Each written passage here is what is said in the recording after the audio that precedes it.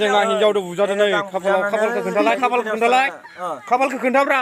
नै हिनजावजों बुजानानै गोदाव सोराव जानानै दं दै हिनजावबो गैला जेबो गैला आंहा हिनजावबो खारबाय हिनजावबो खारबाय मोजां देखायब्रा आया इउटुबारानो बिदि जायो जायालै नोंजों दिले दे बुं दे दै खुलुमबाय रंफोर गामिनि जोंनि रायजो राजामोन आं हिनजावजों बुजानानै गोदाव सोराव जानानै दं आं हिनजावबो गैजाला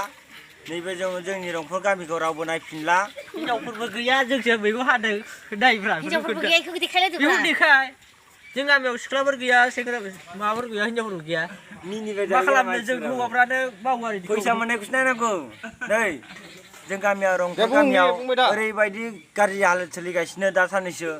मानो होनबा जोंखौ नायफिनला रंफोर गामिखौ दै ओरैबायदि जानानै दं जोङो रंफोर गामिखौ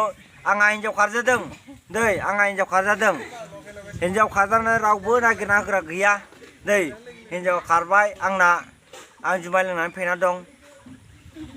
बन्द' खालामदोब्रा बिदि देखायबाय थानाङा